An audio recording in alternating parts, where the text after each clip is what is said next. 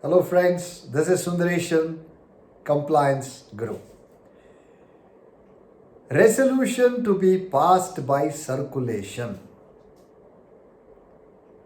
In our previous videos, we dealt with board meetings, committee meetings, meeting through video conferencing, and now the fourth option which is available to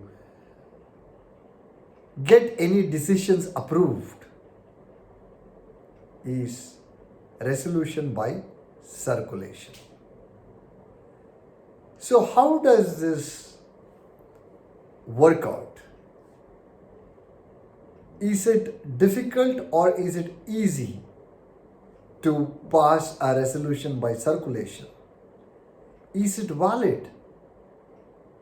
Does it require a ratification by the board at a later date?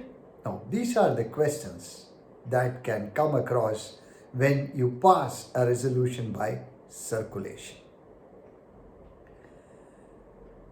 Well, law has very clearly put down the rules for passing a resolution by circulation, and most importantly, the option to pass this resolution by way of an email is the best option. How does this work? Very simple. So the director or the company secretary puts all the documents along with the draft resolution in the form of an attachment and circulates it to the board members.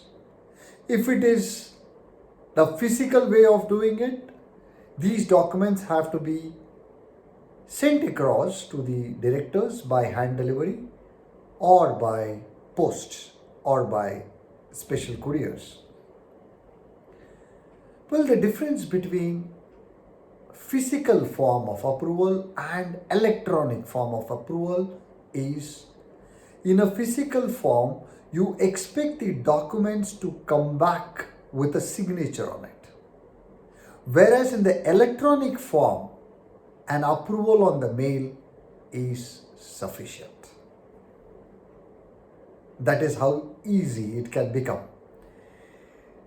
So when the director receives this draft resolution for approval, of course, in a traditional physical form of signature, it used to take 3 to 7 days for a response to come back, whereas in the technology era or the digital era, it just takes less than 30 minutes for the entire board to respond with an yes or a no.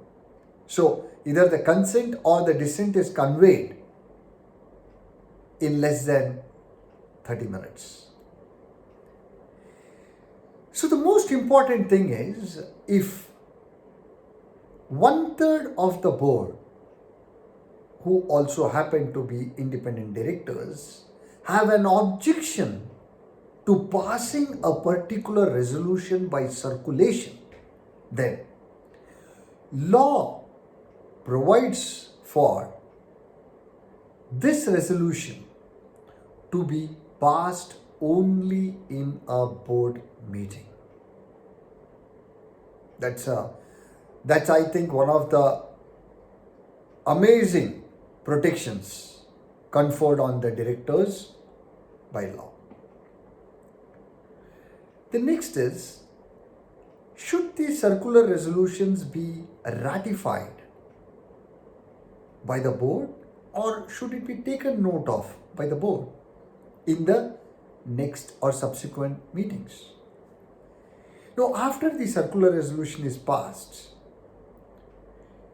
law requires these circular resolutions to be reproduced in the agenda that is being circulated to the board members in the subsequent board meetings.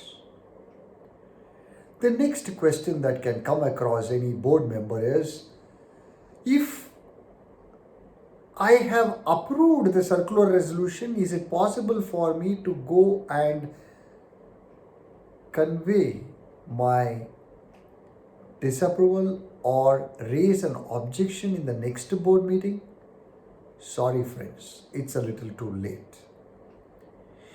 Now the only solution to this issue is, you should have conveyed your dissent immediately on your getting this resolution, which means within a day's time of your getting this resolution, you should have raised an objection. That's fair enough.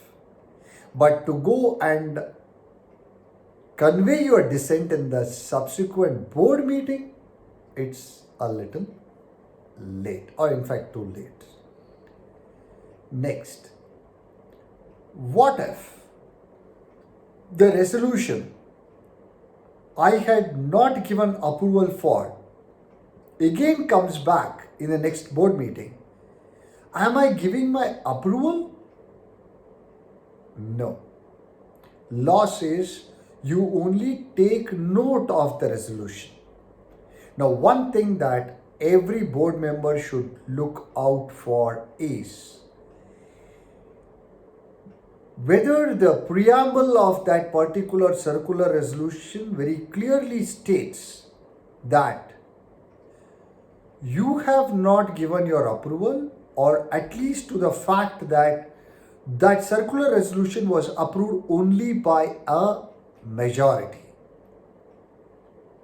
Now, this is duty of care, and you need to look out for these small nuances when you give approvals for a circular resolution or a resolution that is passed by circulation.